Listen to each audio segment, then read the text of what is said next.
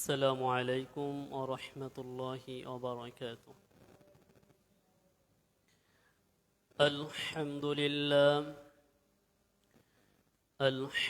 لله نحمده ونستعينه ونستغفره ونؤمن به ونتوكل عليه ونعوذ بالله من شرور أنفسنا ومن سيئات أعمالنا.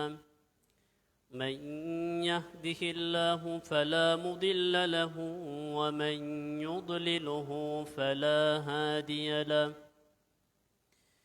ونشهد أن لا إله إلا الله وحده لا شريك له. وأشهد أن سيدنا وسندنا وحبيبنا ومولانا محمدا عبده ورسوله الذي أرسله بالحق بشيرا ونذيرا وداعيا إلى الله بإذنه وسراجا منيرا. فقد قال الله تعالى في كلامه المجيد وفرقانه الحميد: أعوذ بالله من الشيطان الرجيم. بسم الله الرحمن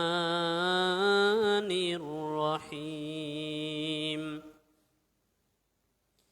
إن الله وملائكته يصلون على النبي يا أيها الذين آمنوا صلوا عليه وسلموا تسليما. اللهم صل على محمد وعلى آل محمد كما صليت على إبراهيم وعلى آل إبراهيم إنك حميد مجيد. اللهم بارك على محمد وعلى آل محمد كما باركت على إبراهيم وعلى آل إبراهيم إنك حميد مجيد. الحمد لله শুকরিয়া রব্বুল আলামিনের দরবারে যে রব্বুল আলামিন আপনাকে এবং আমাকে দুনিয়ার হাজারো কর্মব্যস্ততার মধ্যে জুমার সালাত আদায়ের জন্য মসজিদে আসার তৌফিক দান করেছেন, এজন্য সকলে বলি আলহামদুলিল্লাহ। আমরা গত 2 জুমা যাবত আলোচনা শুনতেছিলাম রিজিক বৃদ্ধির আমল। আলোচনা করেছিলাম তাকওয়া বিষয়, যে আমরা যদি তাকওয়াবান হই, আল্লাহ তাআলাকে ভয় করি, তাহলে আল্লাহ তাআলা আমাদেরকে এমন উৎস থেকে রিজিক দান করবেন যা আমরা কল্পনাও করতে পারি না। তাকওয়ার গুরুত্ব বিষয়ে কিছু কথা বলেছিলাম। আজকের রিজিক বৃদ্ধির আরেকটা আমল, সেটা হলো তাওয়াক্কুল। এই বিষয়ে কিছু কথা বলার চেষ্টা করব। তাওয়াক্কুল আরবি শব্দ, অর্থ হলো ভরসা করা, নির্ভর করা। আমরা অনেক সময় বলে থাকি যে একজন মানুষ বিপদে থাকলে যে তুমি আল্লাহর উপর ভরসা করো অথবা আল্লাহর উপর তাওয়াক্কুল করো। কোরআনুল কারীমে তাওয়াক্কুল বিষয়ে অনেকগুলো আয়াত রয়েছে। একটা আয়াত সূরা ফুরকানের 18 নম্বর আয়াত, সেখানে আল্লাহ তাআলা বলছেন ওয়া তাওয়াক্কাল আলাল হাইয়্যিল্লাযী লা ইয়ামুতু। এখানে বলা হয়েছে তুমি ভরসা করো এমন চিরঞ্জীব সত্তার উপর, মানে এখানে আল্লাহর উপর ভরসার কথা বলা হয়েছে,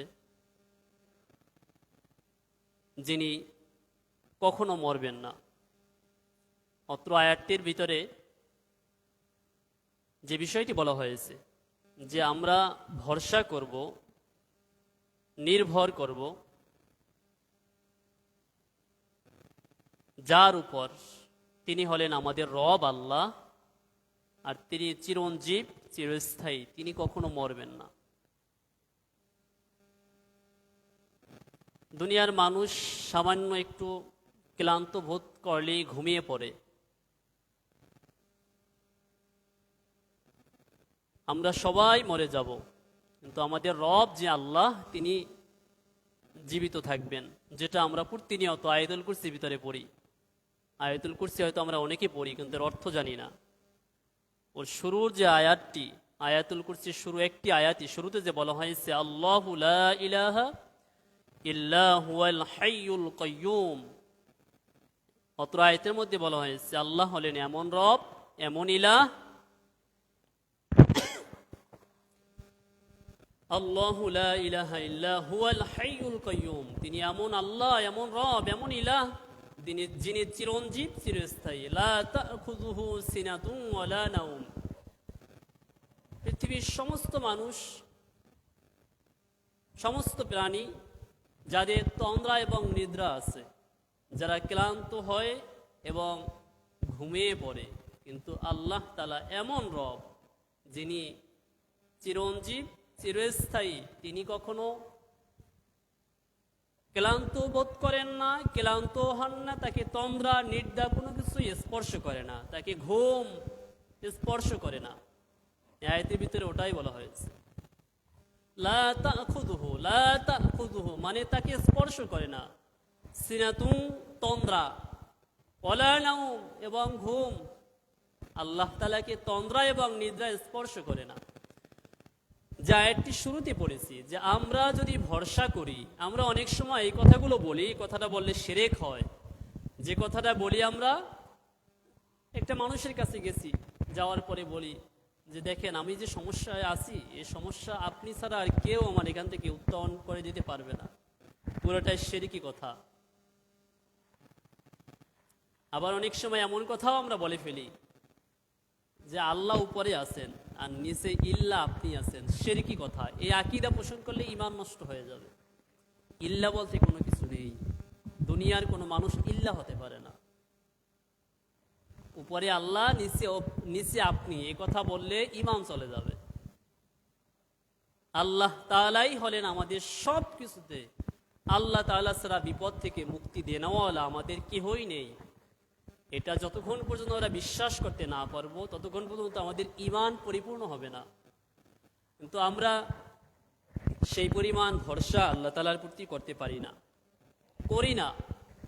যে আয়াতে কারিমা আমি তেলাওয়াত করেছি, যে আল্লাহ বলছেন তুমি ভরসা করো, তুমি নির্ভর করো এমন এক সত্তার উপর যিনি চিরঞ্জীব,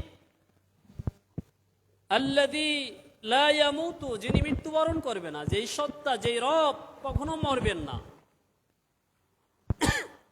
আরেকটা আয়াতে আল্লাহ তাআলা বলছেন, সূরা ইব্রাহিম আয়াত নম্বর 11, আল্লাহ তাআলা বলছেন ওয়া আলাল্লাহি ফালিয়াতাওয়াক্কালিল মুমিনুন, যারা ঈমানদার, যারা নিজেদেরকে ঈমান ওয়ালা দাবি করে, মুমিন দাবি করে, সেই মানুষগুলো কখনো মানুষের উপর ভরসা করে না। আল্লাহ বলছেন ওয়া আলাল্লাহি ফালিয়াতাওয়াক্কালিল মুমিনুন, মুমিন যারা, ঈমানদার যারা, তারা নির্ভর করে একমাত্র একজনের প্রতি, তিনি হলেন আল্লাহ তাআলা। এই আয়াতে সেটাই বলা হয়েছে। আল্লাহর উপর ভরসা প্রত্যেক ঈমানদার মুমিনেরই করা উচিত। আরেকটা আয়াত, সেখানে আল্লাহ বলছেন সূরা তলাকের 3 নম্বর আয়াত, এই আয়াতে আগেও কথা বলেছি। আল্লাহ বলছেন ওয়া মান ইয়াতাওয়াক্কাল আলাল্লাহ ফাহুয়া হাসবুহু ওয়া মান ইয়াতাওয়াক্কাল যে ব্যক্তি নির্ভর করে, ভরসা করে আলাল্লাহ, আল্লাহ তাআলার প্রতি, ওমান ইয়াতাওয়াক্কাল আলাল্লাহ ফাহুয়া হাসবুহু, আল্লাহ বলছেন যে ব্যক্তি আমার উপর নির্ভর করে আমি আল্লাহই তার জন্য যথেষ্ট। সুবহানাল্লাহ। এর চেয়ে আর কি আশার বাণী হতে পারে? পৃথিবীর কোনো মানুষকে এটা বলে যে তুমি আমার উপর ভরসা করো, আমি তোমার জন্য যথেষ্ট, সবকিছু তোমারে দিয়ে দেব? কোনোদিনই না। সামান্য একটু মায়ের দিকে তাকান, আমাদের মা, ছোট বাচ্চা যাদের আছে, এই যে ছোট বাচ্চার মায়েরা, বাচ্চা যখন কান্নাকাটি করে, অনেক সময় রাগ করে, মার দেয়, দূরে খেদাই দেয়, যা এখান থেকে, খালি কান্না করিস, এটা বায়না করতেছিস। এটা দুনিয়া মানুষের স্বভাব। অথবা কোনো মানুষ যদি আমাদের কাছে, আমাদের বাড়িতে এসে জানজা করে, চায় যে আমি এই সমস্যা আছে, আপনি আমাকে একটু সাহায্য করেন, দেখা যাচ্ছে যে আপনি নির্ধারিত টাকা দিলেন, একটা হাদিয়া দিলেন, কিন্তু সে তারপরও দাবি করতেছে দাও, আরো কিছু দাও, আরো কিছু দাও। এখন একটা মানুষ যখন আপনি দেওয়ার পরে সে আপনার কাছে আরো চাচ্ছে, তখন আপনার মনে কি চায়? আপনার মনে চায় যে মাইরে ধরে অথবা খেদাই দিই, তাই তো?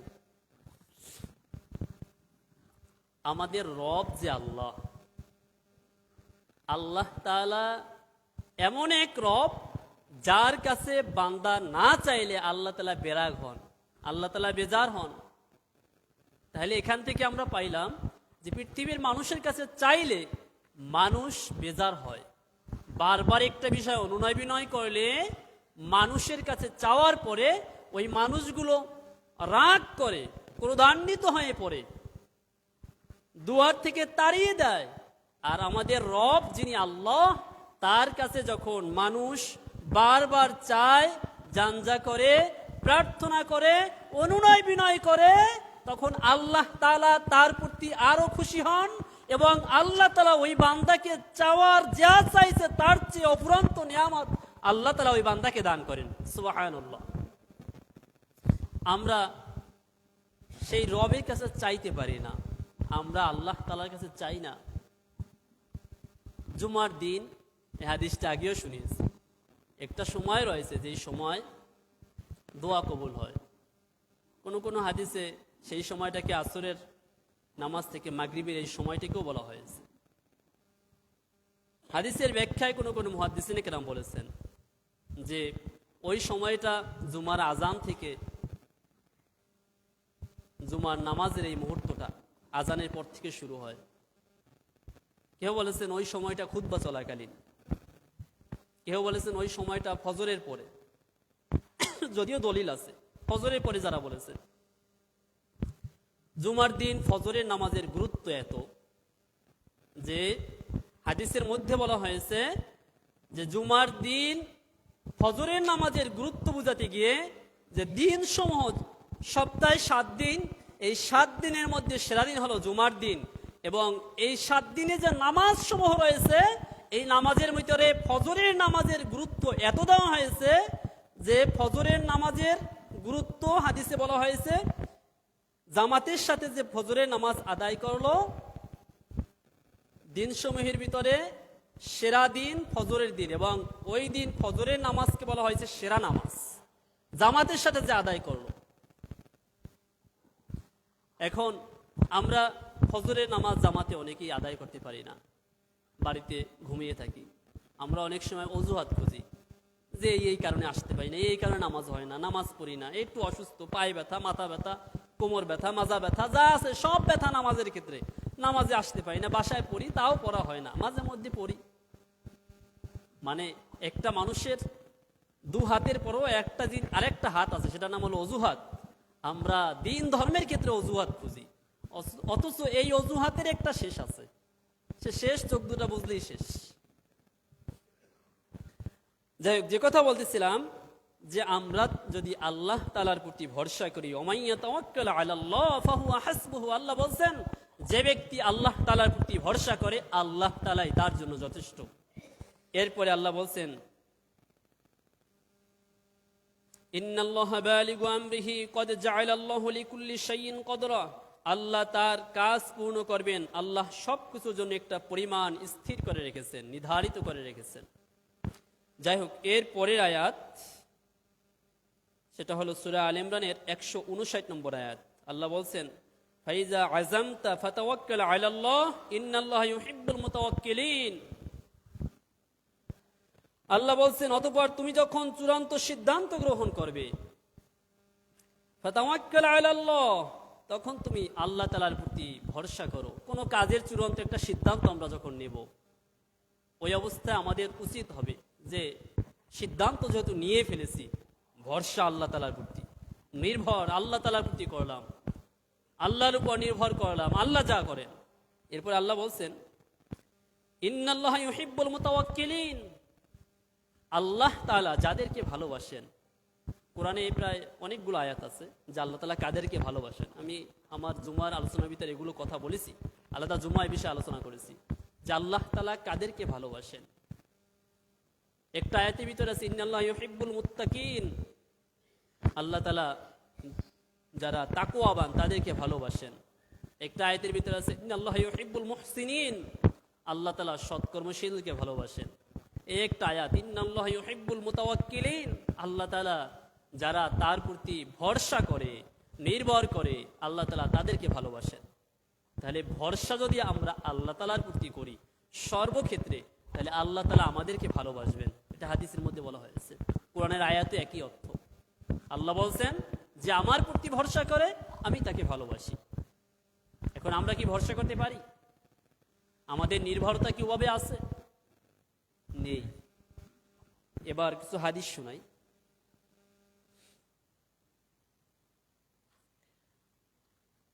হাদিসটি হলো তিরমিজি ও ইবনে মাজার বর্ণিত হাদিস। রাসূল করিম সাল্লাল্লাহু আলাইহি সাল্লাম বলেছেন, যদি তোমরা, এই হাদিসটা আগেও শুনিয়েছি, যদি তোমরা আল্লাহর উপর যথাযথ ভরসা করতে নির্ভর করতে, তবে আল্লাহ তাআলা তোমাদেরকে পাখির ন্যায় রিজিক দান করতেন। সুবহানাল্লাহ। এর চেয়ে আর আশার বাণী কি হতে পারে?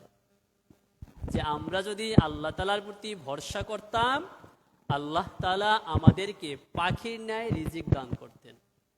কিভাবে? উদাহরণটা দিলে আরো স্পষ্ট। হাদিসে যদিও পরীক্ষণে বলা হয়েছে, পাখি সকালবেলা ক্ষুধার্ত অবস্থায় বাসা থেকে বের হয় এবং সন্ধ্যায় পেট ভরপুর করে বাসায় ফেরে। আসলে কোথায়? আমরা একটু ভাবি তো, ওই পাখির দিকে তাকাই, নজরটা পাখির দিকে নেই যে পাখি কি করে। আমরা মানুষ, এই মানুষের অবস্থা দিকে একটু তাকাই। আমাদের প্রত্যেকের ঘরে চাউল আছে, যেমন আর আমার কাছে এখন 2 কেজি চাউল আছে, আপনাদের কারো কাছে 20 কেজি চাউল আছে, 1 বস্তা চাউল আছে, ডাউল আছে, প্রয়োজনীয় সব কিছু আছে। এরপরেও আমরা চিন্তা করি যে আগামীকালকে কি খাবো। চিন্তাটা আসারই কথা। ওই ভরসা যদি আমাদের আল্লাহ তাআলার প্রতি নেই, তবে আমাদের ওই অবস্থাটা যখন হবে, আল্লাহ তাআলা ঠিকই পাখিদের মতো আমাদের রিজিক দান করবেন। আমাদের ওই বিশ্বাস, ওই অবস্থাটা আমাদের নেই। হাদিসটা এখানে রেখে আমি আমার একটা ঘটনা মনে পড়ছে, সেটা বলি। সাহাবীদের যুগে সাহাবায়ে কিরাম তারা ইমানে ছিল, দীপ্ত ইমানি তাজাল্লি তাদের ছিল, তারা ছিল মজবুত ইমানদার। আর আমাদের ইমানের হাল যেমন, আমাদের কে আল্লাহ তাআলা সেভাবেই রাখছেন। আমি বড় কথা বলতেছি, আমারও ইমানের অবস্থা কতটুকু এটা আল্লাহ তাআলাই ভালো জানেন। যাই হোক, ইমানের পরীক্ষা আল্লাহ তাআলা আমাদেরকে এমনভাবে না ফেলুক যে পরীক্ষা আমরা পাশ করতে পারবো না। সকলে বলে আমিন।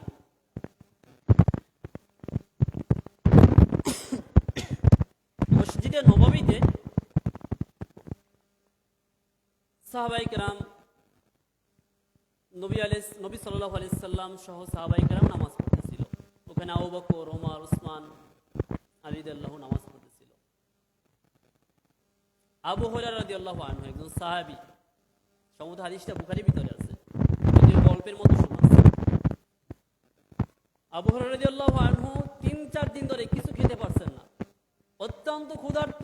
এখন আপনার আমার তো 3-4 দিন কেউ না খাইয়ে রয়েছে, এরকমের প্রমাণ আমাদের কারণে বাংলাদেশেও নেই, গাজায় আছে যারা 3-4 দিন না খেয়ে আছে।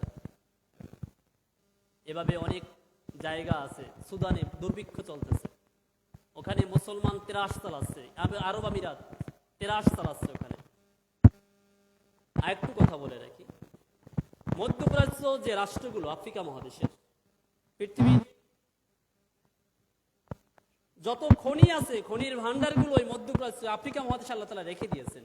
কিন্তু পৃথিবীতে সবচেয়ে, আপনারা যদি ইতিহাস দেখেন, সবচেয়ে অসহায় এবং সবচেয়ে অভাবী মানুষগুলো হলো আফ্রিকা মহাদেশে। সুদান, চাঁদ, কঙ্গো, এমনি ভাবে আরো যে আশপাশের রাষ্ট্রগুলো রয়েছে, এদের নাই কি?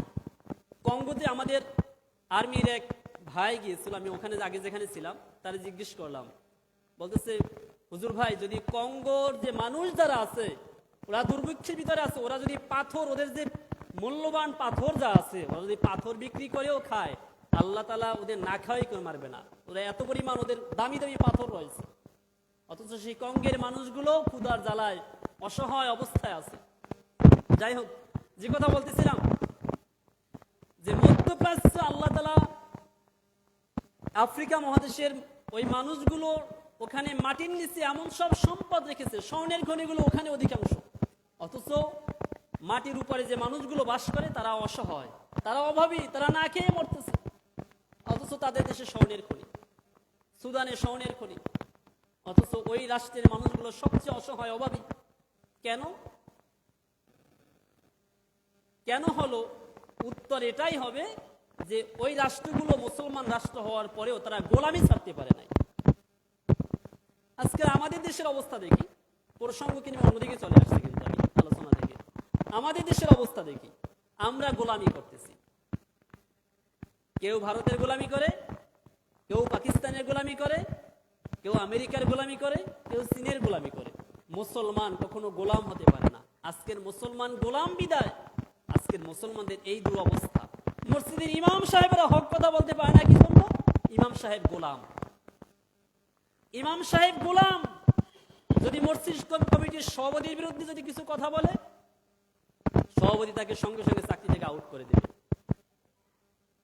অথচ কোরআন হাদিস যেটা বলা হয়েছে, সভাপতির বিরুদ্ধে লাগুক আর না লাগুক, কিন্তু সে হক কথা বলতে পারছে না, তার কারণ হলো ওই দোষটা সভাপতির মধ্যে আছে।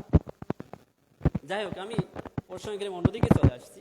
যে কথা বলতেছিলাম, যে মসজিদে নববীর ভিতরে সাহাবা ইকরাম, নবী সাল্লাল্লাহু আলাইহি সাল্লাম সহ আবু বকর, ওমর, উসমান, আলী রাদিয়াল্লাহু আনহু, এরা সবাই নামাজ পড়তেছিল। আবু হুরায়রা রাদিয়াল্লাহু নামাজ আদায় করলেন। নামাজ শেষে আমরা যেমন ওই বারান্দায় বসে, দেখা যাচ্ছে যে কাজ শেষ, নামাজ শেষ, ওখানে দাঁড়িয়ে রইলাম, কেউ দাঁড়িয়ে রইল, অথবা কোনো অভাবী মানুষ ওখানে দাঁড়িয়ে রইল। ঠিক আবু হুরায়রা রাদিয়াল্লাহু আনহু, সবচেয়ে যিনি হাদিস বর্ণনা বেশি করেছেন, 5374টি হাদিস সম্ভবত, তিনি সবচেয়ে বেশি হাদিস বর্ণনাকারী আবু হুরায়রা রাদিয়াল্লাহু আনহু। উনি নামাজ শেষে মসজিদের বারান্দায় দাঁড়িয়ে রইলেন। মসজিদ থেকে বের হয়ে আবু বকর রাদিয়াল্লাহু আনহু একটা কোরআনের আয়াত জিজ্ঞেস করলেন, কিন্তু আবু বকরের চেহারার দিকে তাকিয়ে, সে যে ক্ষুধার্ত, 3 দিন ধরে 4 দিন ধরে কিছু খেতে পারছে না, এটা তিনি বুঝতে পারেননি। বের হলেন ওমর রাদিয়াল্লাহু আনহু, তাকে ওই একই আয়াত জিজ্ঞেস করা হলো, যে আয়াতের অর্থটা কি, একটু মানেটা বলেন। আবু হুরায়রা রাদিয়াল্লাহুর এই আয়াত জিজ্ঞেস করার পরে সেও তার মতো করে চলে গেলেন, উত্তর করেছেন, চলে গেলেন, কিন্তু সে যে ক্ষুধার্ত এটা বুঝতে পারেনি। 3য় নম্বরে বের হল ওসমান, তিনিও একই অবস্থা। 4র্থ নম্বরে বের হলেন আলী রাদিয়াল্লাহু আনহু, তিনিও একই অবস্থা। সবার শেষে বের হলেন আমাদের দয়ার নবী, মায়ার নবী মুহাম্মদুর রাসূলুল্লাহ সাল্লাল্লাহু আলাইহি ওয়াসাল্লাম। নবীজি বের হওয়ার পরে আবু হুরায়রা রাদিয়াল্লাহু কিছু জিজ্ঞেস করার প্রয়োজন হয়নি, চেহারার দিকে তাকালো, আবু হুরায়রা যে ক্ষুধার্ত এটা নবী সাল্লাল্লাহু আলাইহি ওয়াসাল্লাম দেখেই বুঝতে পারেছেন। আবু হুরায়রা রাদিয়াল্লাহু আনহু তিনি যখন ক্ষুধার্ত এটা নবী সাল্লাল্লাহু আলাইহি ওয়াসাল্লাম বুঝতে পারলেন, নবী সাল্লাল্লাহু আলাইহি ওয়াসাল্লাম জিজ্ঞেস করেন, আবু হুরায়রা কিছু খেতে পেরেছো? জি ইয়া রাসূলুল্লাহ সাল্লাল্লাহু আলাইহি ওয়াসাল্লাম, 3-4 দিন ধরে কিছু খেতে পারিনি। আবু হুরায়রা রাদিয়াল্লাহু আনহুকে নবী সাল্লাল্লাহু আলাইহি ওয়াসাল্লাম বাসায় নিয়ে গেলেন। নিয়ে যাবার পরে বাসায় জিজ্ঞেস করা হলো, সম্ভবত আয়েশা সিদ্দিকা রাদিয়াল্লাহু আনহাকে জিজ্ঞেস করা হলো যে বাড়িতে কি আছে, বাড়িতে কি আছে? উত্তর আসলো, 1 পেয়ালা দুধ আছে, 1 পেয়ালা দুধ আছে। এবার আবু হুরায়রা রাদিয়াল্লাহু আনহুকে দায়িত্ব দেওয়া হলো যে মসজিদে নববীর বারান্দায় যে আহলে সুফফা, মসজিদ নববীর এক সাইডে কিছু সাহাবায়ে কিরাম থাকতো, যারা নবী সাল্লাল্লাহু আলাইহি ওয়াসাল্লামের ওখানে যে হাদিয়া তোহফা আসতো ওগুলো তারা খেত, যাদেরকে আহলুস সুফফা বলা হয়। এই আহলুস সুফফা যারা, তাদেরকে ডাকা হলো যে আপনাদের সবাইকে নবী সাল্লাল্লাহু আলাইহি ওয়াসাল্লাম দাওয়াত করেছেন। দুধ কয় পেয়ালা? দুধ কয় বাটি বলেন? 1 বাটি। আর আহলে সুফফার সংখ্যা কত শুনবেন? কোন কোন বর্ণনা এরা যদি কম থাকতো না 70 জন, মানে 100 হতে পারে, বেশিও হতে পারে। সুবহানাল্লাহ। ভরসা যদি আল্লাহ তাআলার প্রতি হয়, এটা বুঝাতেই আমি এতদূর আসছি। 1 পেয়ালা দুধ আবু হুরায়রা রাদিয়াল্লাহু আনহুকে ডাকা হলো বাসায়, বলা হলো 1 পেয়ালা দুধ আছে। আবু হুরায়রা রাদিয়াল্লাহু আনহু মনে করলো যে খুশি, যে আমি তো অনেকদিন খেতে পারিনি, 2-3 দিন 3 দিন খেতে পারিনি, 1 পেয়ালা দুধ এটা আমারই ভালো হবে। আর ডাকা হলো আবু হুরায়রাকে দিয়ে আরো 100 জন, ধরেন 100 জন, বেশি হতে পারে কম হতে পারে। ডাকার পরে নবী সাল্লাল্লাহু আলাইহি ওয়াসাল্লামের দরবারে যখন ডাকলো আহলুস সুফফাওয়াশিকে, সবার প্রথম খাবার কিছু নিয়ম আছে, বিসমিল্লাহ বলে খাবেন। যদি এক জায়গায় আমরা এখানে ধরেন এই 50 জন 100 জন যারা আছি সবাই মিলে এক জায়গায় খেতে বসছি, ডান দিক থেকে দেবেন, এটাই নিয়ম, সুন্নাহ। আমরা ডান আর বাম নাই, হুজুরের মাঝখান থেকে শুরু করি। খাবার যখন আপনি প্লেটে ভাত খাবেন, কোন দিক থেকে খাবেন? ডান দিক থেকে খাবেন। আমি মুহাদ্দিস যদি কখনো বাম দিক থেকে খাই, আমাকে নিষেধ করবেন যে হুজুর আপনি ওয়াজ করেছেন, আপনি বাম দিকে কেন খান? মাঝখান থেকেও খাওয়া যাবে না, খাবার শুরু করবেন ডান দিক থেকে। আপনার স্ত্রী যদি দেখেন যে পাতিল থেকে ভাত প্লেটে বাড়তেছে অথবা গামলায় নিচ্ছে, তাকে আদেশ করবেন ডান দিক থেকে, এক সাইড থেকে ডান দিক থেকে হবে, মাঝখানে কখনো তাকে চামচ ঢুকাতে দিবেন না, মাঝখানে ঢুকার নিষেধ। আমরা খাদ্য খাবারে আমরা গুরুত্ব দেই না। একটা ভাত পড়ে গেছে, ও ভাই ওটা উঠিয়ে খান, সমস্যা কি? ওই চাউলও বানানোর ক্ষমতা আপনার আমার নেই। হয়তো গায়ে অনেক শক্তিশালী হয়েছি, অনেক কিছু নিজেকে মনে করি, অনেক টাকাওয়ালা মনে করি, একটা চাউল তো বানান দেখি। আপনার আমার পক্ষে একটা চাউল বানানো সম্ভব নয়। চাইনারা বানাচ্ছে, সেটা হলো প্লাস্টিকের চাউল, ওই প্লাস্টিকই বানাতে পারবেন। আবার প্লাস্টিকের চাউল তো বানালেন ভাই, ওই প্লাস্টিকের যে বানালেন সেই প্লাস্টিকের মালিক কে? প্লাস্টিক কোথা থেকে আসলো? একটু ভাবেন, তাহলে আল্লাহর প্রতি ভরসা আরো রুজু হবে। যে কথা বলতেছিলাম, ঘটনাকে আমি অনেক দূরে আসছি, যে আহলে সুফফা 70 জনকে ডাকা হলো, বেশি হতে পারে। ডান দিক থেকে খাবার দেওয়া শুরু হলো। ওই 1 পেয়ালা দুধ দেওয়া হলো ডান দিক থেকে, যাকে দেওয়া হলো সে বিসমিল্লাহ বলে খাবার শুরু করলো, বিসমিল্লাহ খাইলো তৃপ্তি সহকারে। 1 পেয়ালা দুধ কিন্তু কমে না। ও ভরসা কার উপর? আল্লাহর উপর। ভরসা কার উপর বলেন? আল্লাহর উপর। ডান দিক থেকে সাহাবায়ে কিরাম শুরু করলো, আহলে সুফফাবাসী খাওয়া শুরু করলো। 70 জন 100 জন যা ছিল সব খাইলো। আবু হুরায়রা তাকাই আছে যে এত সবাই খাইলো, সবাই শেষে আমি খাবো? সাহাবী আবু হুরায়রা রাদিয়াল্লাহু আনহু একটিবারের জন্য চিন্তা করলো না যে ওই খাবার একটুকু ফুরাবে না। এটা আল্লাহ তাআলা ওর ভিতরে বরকত রেখেছেন, সবাই খাইলো সবার শেষে। এবার আবু হুরায়রা রাদিয়াল্লাহু আনহুকে নবী সাল্লাল্লাহু আলাইহি ওয়াসাল্লাম পেয়ালাটা দিলেন। ওই 1 পেয়ালা দুধ, বুখারীর হাদিস, আমার বানানো কথা না, এবং আসমানি কিতাবের পরে, কোরআনের পরে সবচেয়ে মর্যাদাবান এবং সম্মানিত সহিহ যদি কিতাব থাকে সেটা হলো বুখারী। এবার আবু হুরায়রা রাদিয়াল্লাহু আনহুকে ওই পেয়ালা দেওয়া হলো। আবু হুরায়রা রাদিয়াল্লাহু আনহু খেলেন, তৃপ্তি সহকারে খেলেন। শুধু খেলেনই না, ওই 70 জন যেমন তৃপ্তি সহকারে খেলো, সেও খেলো। এবার আবু হুরায়রাকে বলা হলো, নবী সাল্লাল্লাহু আলাইহি ওয়াসাল্লাম বলেন, আবু হুরায়রা খাইছো? আবার খাও। আবু হুরায়রা আবার নবী সাল্লাল্লাহু আলাইহি ওয়াসাল্লামের কথা মতো খাইলো, আবার খাও, আবার খাইলো। এবার আবার যখন বলা, আবু হুরায়রা আরো খাও, ইয়া রাসূলুল্লাহ সাল্লাল্লাহু আলাইহি ওয়াসাল্লাম আমার পেট ভরে গেছে আর আমার খাওয়ার জায়গা নেই। সুবহানাল্লাহ। এবার বাকি যে দুধ যতটুকু ছিল নবী সাল্লাল্লাহু আলাইহি ওয়াসাল্লাম বিসমিল্লাহ বলে খেয়ে ফেললেন। তাওয়াক্কুল যদি আল্লাহর প্রতি হয়, আল্লাহর মধ্যে কি দেবেন বলেন?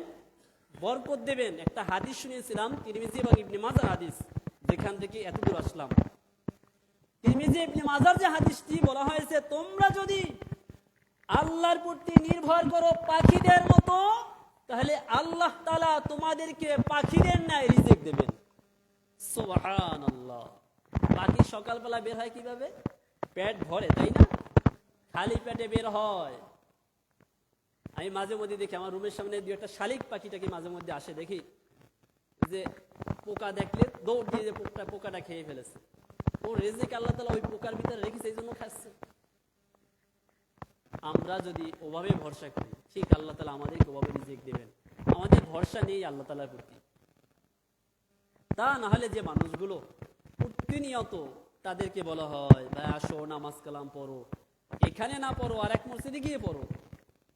মানে যদি মুসলমান হও মসজিদে যাও, হিন্দু হলে মন্দিরে যাও, খ্রিস্টান হলে গির্জায় যাও, বৌদ্ধ হলে প্যাগোডায় যাও। যে মুসলমান এই তিনটা চারটার কোনটা যায় না, ওটা কি? না হিন্দু না মুসলমান না হিন্দু না খ্রিস্টান না বৌদ্ধ না অন্য ধর্ম। ও কি? ও তো কি বলবো, ও আল্লাহর বান্দা না, শয়তানের বান্দা। শয়তান 10 বার সেলুট করে দিল। শয়তান একটা হুকুম লঙ্ঘন করেছিল। কয়টা হুকুম বলেন? একটা হুকুম শয়তান লঙ্ঘন করার পরে যদি শয়তান মুআল্লিমুল মালাইকা থেকে ইবলিসে পরিণত হয়, তাহলে আপনি আমি দৈনিক 5 ওয়াক্ত নামাজে 2 ডাবল 4 3 4 17টা ফরজ। 17টা ফরজ মানে 17 রাকাত নামাজ। 17 রাকাত নামাজে 34টা সেজদা। আর শয়তান একটা সেজদা লঙ্ঘন করা হয়েছে, ইবলিস। আর আমরা 34টি সেজদা লঙ্ঘন করে যদি বলি আমি আল্লাহর বান্দা, শয়তান আপনাকে দৈনিক 34,000 বার দুলাভাই বলে ডাকে। যে পাইছি তোমাকে সেলুট দেই, তুমি আমার দুলাভাই, আমি ও কাজ করি নাই, তুমি যেটা করতেছো। সবচেয়ে বড় কথা হলো যে এই হতাশাজনক বাক্য আমি শোনাচ্ছি এটা না, কিন্তু এই হতাশা আমাদের মধ্যে আসতে পারে যে শয়তান একটা হুকুম লঙ্ঘন করে যদি এটা হয়, তাহলে আমি তো এই 60 বছরের নামাজ কোনোদিন পড়িনি, পশ্চিম দিকে কোনোদিন ফিরিনি, আমার অবস্থা কি হবে? ও ভাই, আল্লাহ তাআলা এরপরও আপনাকে আমাকে বলতেছে, ও বান্দা, হাজারো গুনাহ করেছো, অন্যায় করেছো, পাহাড় সমপরিমাণ তোমার পাপের বোঝা উঁচা যদি হয়ে থাকে, সূরা জুমারের 53 নম্বর আয়াতে আল্লাহ বলছেন, লা তাকনাতু মির রাহমাতিল্লাহ, আমার রহমত থেকে নিরাশ হও না। ইন্নাল্লাহা ইয়াগফিরুয যুনুবা জামিয়া, আমি তোমার জীবনের সব গুনাহ ক্ষমা করে দেব। সুবহানাল্লাহ। এর চেয়ে বড় আর আশার বাণী কি হতে পারে? হাজারো গুনাহ অন্যায় করেছি, বয়স 60-70 হয়েছে, কিচ্ছু করার দরকার নেই, আপনি এখনই ফিরে আসেন। তওবা মানে কি? মুখে মুখে মরার সময় আস্তাগফিরুল্লাহ রাব্বি মিন কুল্লি যামবি ওয়া আতুবু ইলাইহি লা হাওলা ওয়ালা কুওয়াতা ইল্লা বিল্লাহ, এটা মরার সময় করার নাম কি তওবা? নো, এটার নাম তওবা নয়। তওবা মানে হলো ফিরে আসো। ফিরে আসো। কোথায় ফিরে আসবেন? আল্লাহর দিকে ফিরে আসো, আল্লাহ তাআলার দিকে ফিরে আসো। অনুনয় বিনয় যখন আমার অন্তর অনুশোচিত হলো, আমার অন্তর অনুতপ্ত হলো যে আমি যে কাজ করেছি এখান থেকে ফিরে যদি আসি এবং আল্লাহ তাআলার কাছে সিজদাবনত হই, আল্লাহর কাছে আমার গুনাহের জন্য বলি, আল্লাহ তাআলা আমাকে ক্ষমা করে দিবে। তওবা মানে হলো ফিরে আসা। আর মুখে আস্তাগফিরুল্লাহ আস্তাগফিরুল্লাহ ইস্তিগফার, আর ওই মরার সময় আস্তাগফিরুল্লাহ রাব্বি মিন, হুজুর ডেকে বলে, হুজুর তওবা পড়াই দেন। সারা জীবন করেছে আকামুকাম, এখন ওই লোকটা মৃত্যু শয্যাশায়ী, তো হুশ নাই, ওই তওবা পড়াচ্ছে। ও তওবার কোনো দাম নেই। এজন্য মরার আগে মরেন। হাদিসে বলা হয়েছে, মুতু ক্বাবলা আন তামুত, মরার আগে মরো।